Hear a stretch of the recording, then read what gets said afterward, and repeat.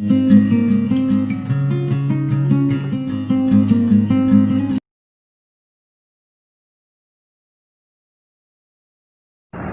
ছাত্রছাত্রীরা, beyond study YouTube চ্যানেলে তোমাদের স্বাগত জানাই। আজকে আমরা তোমাদের দশম শ্রেণীর লেসন 6 ইংরেজি বিষয়ের সি ফিভার যে কবিতাটি নিয়ে আমরা আলোচনা করেছিলাম এবং তার এক্সারসাইজ, কম্প্রিহেনশন এক্সারসাইজ এবং গ্রামার করেছিলাম, সেখান থেকে আজকে আমরা রাইটিং পোর্শনটা কমপ্লিট করব। দেখো, তোমাদের রাইটিং পোর্শনে দেওয়া আছে রাইট আ সামারি। রাইটিং অ্যাক্টিভিটিসে তোমাদের 5 নম্বরে দেওয়া আছে রাইটিং অ্যাক্টিভিটি। সেখানে তোমাদের লিখতে বলেছে একটি সামারি 100টি ওয়ার্ডের মধ্যে। তাহলে প্রথমে আমাদের জানতে হবে সামারি কাকে বলে, সামারি বিষয়টি কিভাবে লিখতে হয় এবং সামারি লেখার কিছু ট্রিক রয়েছে, কিছু নিয়ম রয়েছে। সেই নিয়মগুলো আমি আজকে তোমাদের সাথে আলোচনা করব। তোমাদের যদি ভিডিওটি ভালো লাগে তোমরা ভিডিওটি অবশ্যই লাইক করো, চ্যানেলে নতুন হলে অবশ্যই সাবস্ক্রাইব করো এবং তোমাদের মতামত আমাকে কমেন্টে জানাতে ভুলো না। এবার আসি আমরা সামারি কাকে বলে। মনে করো তুমি আজকে একটি সিনেমা দেখে এসেছো এবং আমি তোমাকে জিজ্ঞেস করলাম, বলো তো সিনেমাটি কী নিয়ে এবং সিনেমাটির গল্পটি কী। তখন তুমি কি আমাকে এই 2.5 ঘন্টা ধরে তুমি যে সিনেমাটি দেখলে এই সম্পূর্ণ গল্পটা বর্ণনা করবে, নাকি সিনেমার কিছু গল্প, কিছু কথা তুমি আমাকে শর্টে 50 থেকে 60টা শব্দের মধ্যে বলে আমাকে বোঝাবে? তাহলে তোমরা বুঝতেই পারছো, কোনো বড় কিছুকে আমরা ছোট করে যখন বোঝার সুবিধার্থে লিখি তখন সেটা হয়ে যায় সামারি।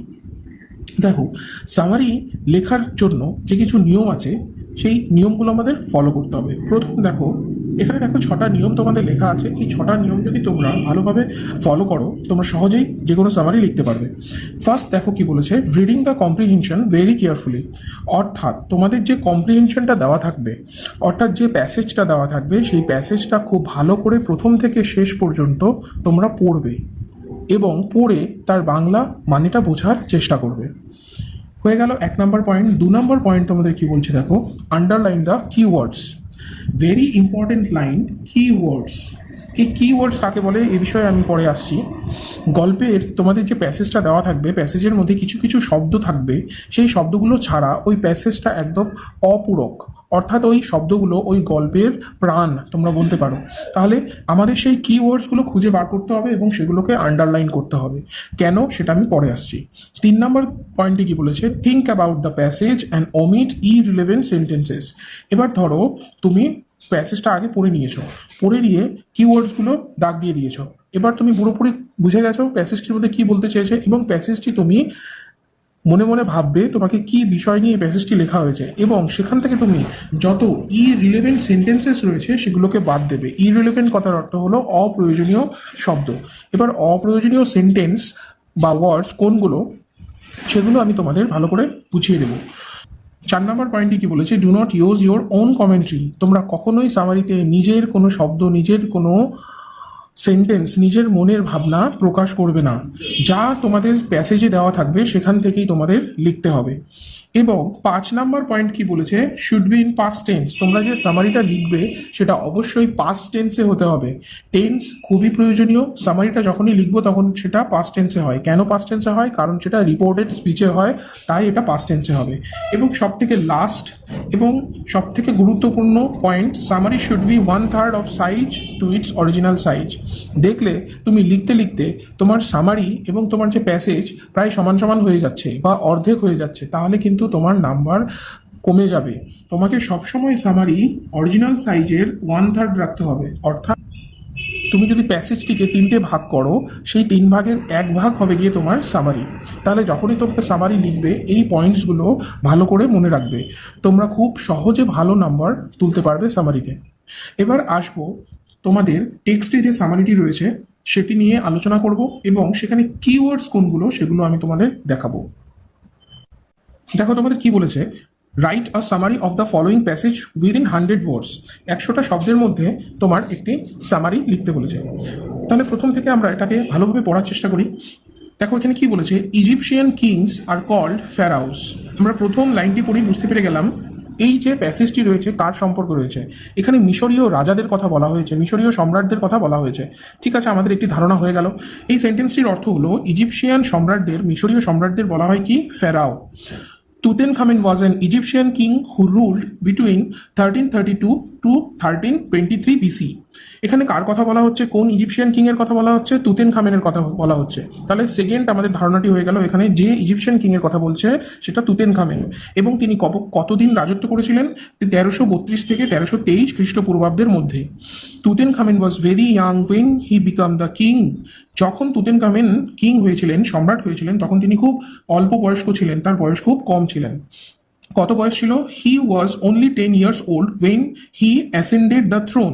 ভালো করে সেন্টেন্সটি দেখো, বলেছে যখন তার বয়স মাত্র 10 বছর ছিল তখন তিনি রাজ্যের ভার নিজের কাঁধে তুলে নিয়েছিলেন, সমস্ত রাজ্যের ভার নিজের কাঁধে তুলে নিয়েছিলেন, তিনি তার রাজ্যাভিষেক হয়েছিল। He was the son of Akhenaten who was also of pharaoh. এখানে দেখো তুতেনখামেনের বাবার কথাও বলা আছে, তার বাবার নাম কি? এখিনাতেন, এবং তিনিও একজন ফেরাও ছিলেন। As the king Tutankhamun undertook many building projects, অর্থাৎ রাজা হিসাবে, সম্রাট হিসাবে তুতেনখামেন কি কাজ করেছিলেন? অনেক স্থাপত্য তিনি গড়ে তুলেছিলেন। বিল্ডিং প্রজেক্টস, অনেক বড় বড় স্থাপত্য গড়ে তুলেছিলেন। This buildings projects were centred around Thebes and Karnak, অর্থাৎ এই যে বিল্ডিং প্রজেক্টসগুলো তিনি করেছিলেন, স্থাপত্য যেগুলো বানিয়েছিলেন সেগুলো কোথায় ছিল? থিবস অ্যান্ড কার্নিক, এই দুটো স্থানের নাম বলেছে মিশরের। Tutankhamun built many temples and monuments. Tutankhamun অনেক টেম্পলস এবং মনুমেন্টস বানিয়েছিলেন। টেম্পলস মানে মন্দির, মনুমেন্টস মানে স্মৃতিসৌধ বলতে পারো তোমরা। At the time many temples were in ruins, সেই সময় অনেক টেম্পলস রুইন করা হয়েছিল। রুইন কথার অর্থ কি? ধ্বংস করে দেওয়া। Tutankhamun order them to rebuild. Tutankhamun তখন কি অর্ডার করেছিল? সেই মন্দিরগুলোকে আবার নতুন করে গড়ে তোলার জন্য। Tutankhamun had various physical disabilities. তুতেনখামেনের অনেক শারীরিক সমস্যা ছিল। He suffered from ill health for a long period in his life. তিনি তার জীবনের অনেকটা সময় তিনি খুব অসুস্থতার সাথে কাটিয়েছিলেন। Tutankhamun required the support of a cane to walk because of his physical disabilities. Tutankhamun যখন হাঁটাচলা করতেন তখন তার হাঁটার জন্য একটি সাহায্য দরকার হতো। তার কারণ কি ছিল? কারণ তার ফিজিক্যাল ডিসাবিলিটিস, তার শারীরিক অক্ষমতা। In ancient Egypt the body of a pharaohs was preserved after his death. এবার দেখো এখানে কিসের সম্পর্কে বলছে? যখন সম্রাটরা মারা যেত ইজিপ্টে তখন তাদের বডিকে প্রিজার্ভ করা হতো, তার মৃত্যুর পরে প্রিজার্ভ করা হতো, অর্থাৎ সংরক্ষণ করা হতো। This preserved body was known as the মামি। এই প্রিজার্ভড বডি, এই সংরক্ষিত বডিদের কি বলা হতো? মামি বলা হতো। তাহলে এবার আমরা বুঝতে পারছি এই যে প্যারাগ্রাফটি রয়েছে এখানে মামি সম্পর্কে বলেছে। The preserved body of Tutankhamun was discovered by Howard Carter an Englishman. আচ্ছা, তুতেনখামেনের যে বডি মামি করে রাখা হয়েছিল সেটি খুঁজে বের করেছিলেন, আবিষ্কার করেছিলেন হাওয়ার্ড কার্টার বলে একজন ইংলিশম্যান, অর্থাৎ ব্রিটেনের একজন মানুষ। হি ডিসকভার্ড তুতেনখামেনস টুম ইন 1922। তিনি কবে আবিষ্কার করেছিলেন? 1922 সালে। The tomb was nearly intact when it was discovered. যখন এই তুতেনখামেনের টমটি আবিষ্কার করা হয়েছিল তখন সেটা প্রায় অটুট ছিল, মানে তেমন কোনো ক্ষতি হয়নি। ইনট্যাক্ট মানে যেমন রাখা হয়েছিল প্রায় তেমনই ছিল। The discovery of Tutankhamun's tomb attracted wide interest all over the world. এই যে তুতেনখামেনের সমাধির আবিষ্কার সারা পৃথিবীর মানুষের মন আকৃষ্ট করেছিল, আকর্ষিত করেছিল মিশরের দিকে। The Discovery sparked an interest in ancient Egypt. এই যে আবিষ্কার সমস্ত ইজিপ্টকে, এই আবিষ্কার প্রাচীন মিশরের প্রতি অনেক আগ্রহ জাগিয়ে তুলেছিল। তাহলে আমরা বুঝতে পারলাম এই প্যারাগ্রাফটাকে যদি আমরা এই যে প্যাসেজটাকে 3টে ভাগে ভাগ করি তাহলে তোমরা দেখতে পাবে তোমাদের প্রথম প্যারাগ্রাফে বলা রয়েছে তুতেনখামেনের সম্পর্কে, তুতেনখামেনের বাবা সম্পর্কে। দ্বিতীয় প্যারাগ্রাফটিতে বলা আছে তুতেনখামেন কি কি বানিয়েছিলেন।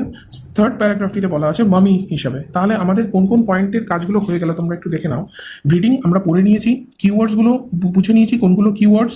থিঙ্ক আমরা বুঝেও নিয়েছি যে কোন প্যাসেজে কোন প্যারাগ্রাফে কি রয়েছে, এবং আমরা এবার লেখা শুরু করব এবং এই পয়েন্টসগুলো ফলো করব। কিওয়ার্ডসগুলো কি আমি হাইলাইট করে রেখেছি। Egyptian kings are called pharaohs. এখানে ফ্যারাওসদের কথা বলা হয়েছে তাই এটা হাইলাইট করেছি। কোন ফ্যারাওয়ের কথা বলা হয়েছে? তুতেনখামেনের কথা বলা হয়েছে। তুতেনখামেন কি করেছিলেন? তিনি 10 বছর বয়সে সিংহাসনে বসেছিলেন এবং তার বাবা কে ছিলেন? তার বাবা ছিলেন আখিয়েনতিন, ঠিক আছে। এবং তিনি কি করেছিলেন? তিনি অনেক বিল্ডিং, স্মৃতিসৌধ বানানোর কাজ, স্থাপত্য ভাস্কর্য তৈরির কাজ হাতে নিয়েছিলেন। তাই আমরা বিল্ডিং প্রজেক্টস এই জায়গাটা হাইলাইট করেছি। এবং এখানে কি বলা আছে? এই বিল্ডিং প্রজেক্ট সম্পর্কে অনেক কিছু বলা আছে। আমি তোমাদের বলেছিলাম রিলেভেন্ট জিনিসগুলো আমাদের লিখতে হবে না। তুমি বলে দিয়েছো বিল্ডিং প্রজেক্টস কি, আবার বিল্ডিং প্রজেক্ট সম্পর্কে এত কিছু লেখার কোনো প্রয়োজন নেই, জানার কোনো প্রয়োজন নেই সামারিতে। 3 নম্বর পয়েন্টে কি বলেছে? এখানে মামি সম্পর্কে বলেছে। তাহলে মামি কাকে বলা হয় সেটা ফার্স্টে লিখবো। The body of pharaohs was preserved after his death as the mummy. কে আবিষ্কার করেছিলেন, খুঁজে বের করেছিলেন? Howard Carter. তিনি কে ছিলেন? একজন ইংলিশ ম্যান ছিলেন। কত সালে? 1922 সালে। এটা খুঁজে বার করার ফলে কি হয়েছিল? The Discovery sparked an interest in ancient Egypt. বুঝতে পারলে? এবার আমরা সামারি লেখা শুরু করব। কোনো রকম নোট বই থেকে, কোনো রকম তোমাদের রেফারেন্স বুক থেকে নয়, তোমাদের লাইভ আমি দেখিয়ে দিচ্ছি কেমন করে তোমাদের সামারি লিখতে হবে। দেখো, তোমাদের একটু আগেই তোমাদের দেখিয়েছিলাম কিওয়ার্ডসগুলো। দেখো এবার কিওয়ার্ডসগুলো থেকে আমি কীভাবে সেন্টেন্স তৈরি করছি। Egyptian kings are call pharaohs, Tutankhamun was an Egyptian king who rule between এত থেকে এত। তোমাদের সম্পূর্ণ বাংলাটা আমি আগেই বলেছি, আবার বলবো না, তাহলে টাইম কনজিউমিং ভিডিও হয়ে যাবে। একটা লাইনের মধ্যে, একটা সেন্টেন্সের মধ্যে, এই প্যারাগ্রাফের মধ্যে কী বলা আছে সেটা আমি তুলে দিচ্ছি, অর্থাৎ তুতেনখামেনের পরিচয়। Egyptian kings were call pharaohs, অর্থাৎ ফেরাউস সম্পর্কে বলা হয়েছে, তাই আমাদের ফার্স্ট ফেরাউস দিয়ে শুরু করতে হবে। ফার্স্ট লাইনটা তুলে দিয়েছি, Egyptian kings are called pharaohs, Tutankhamun son of Akhenaten became king at the age of 10। দেখো এতটুকুর মধ্যে কিন্তু আমরা বলে ফেললাম 10 বছর বয়সে তিনি রাজা হয়েছিলেন এবং তার বাবার নাম কি। এবার আমরা চলে যাব তুতেনখামেন কি কি তৈরি করেছেন। তাহলে তোমাদের আগে বলেছিলাম যে তুতেনখামেন অনেক স্মৃতিসৌধ, স্থাপত্য, ভাস্কর্য তৈরি করেছিলেন। তাই আমরা লিখেছি, দেখো, হি আন্ডারটুক ডিফারেন্ট বিল্ডিং প্রজেক্ট, তিনি অনেক ধরনের বিল্ডিং প্রজেক্টসের কাজ নিয়েছিলেন। তাহলে এতটুকু থেকেই আমরা বুঝতে পারছি উনি নানান ধরনের বিল্ডিং প্রজেক্ট শুরু করেছিলেন, কিন্তু কি কি করেছিলেন, কোথায় কোথায় করেছিলেন, এই সমস্ত কিছু লেখার কোনো প্রয়োজন নেই সামারিতে। এবার দেখো আমরা এই থার্ড প্যারাগ্রাফ থেকে কি কি লিখবো। তোমাদের থার্ড প্যারাগ্রাফ থেকে ফার্স্ট লিখতে হবে মমি কাকে বলে, তোমাদের আগে বলেছিলাম, বা মামি সম্পর্কে লিখতে হবে, এবং তুতেনখামেনের মামিটাকে আবিষ্কার করেছিলেন, কত সালে আবিষ্কার করেছিলেন এবং তার ফলে কি হয়েছিল, এইটুকু লিখলেই যথেষ্ট। দেখো আমি কিভাবে লিখেছি। After death the kings dead bodies were preserved as mummies. রাজার মৃত্যুর পর, সম্রাটের মৃত্যুর পর তাদের দেহগুলোকে মামি হিসাবে প্রিজার্ভ করা হতো। প্রিজার্ভ মানে সংরক্ষণ করা হতো। The discovery of Tutankhamun's tomb and mummy by Englishman Howard Carter made ancient Egypt and interest all over the world. দেখো এতটুকুর মধ্যে কতগুলো কথা লেখা আছে সেন্টেন্সের মধ্যে, যে তুতেনখামেনের যে মামিটা আবিষ্কার করেছিলেন ইংলিশম্যান হাওয়ার্ড কার্টার, তিনি এই মামি আবিষ্কার করার ফলে সমস্ত বিশ্বের নজরে আমাদের ইজিপ্ট চলে এসেছিল। তাহলে বুঝতে পারলে তোমাদের লাইভ দেখালাম কেমন করে কি পয়েন্টসের থেকে তোমাদের এই সামারি লিখতে হয়। এটা জাস্ট একটা এক্সাম্পল। তোমরা অনেক অনেক যদি প্র্যাকটিস করো, তোমাদের সামারি লেখা খুবই ইজি হয়ে যাবে। তোমাদের যদি কোথাও বুঝতে অসুবিধা হয়ে থাকে আমাকে অবশ্যই কমেন্টে জানিও। এর পরের ভিডিওটি আমরা নিয়ে আসবো রাইটিং এর উপরে, how to write a news paper report. ঠিক তোমাদের পরেই রয়েছে 6 নম্বরে, সেটা নিয়ে নেক্সট ভিডিওতে আসছি।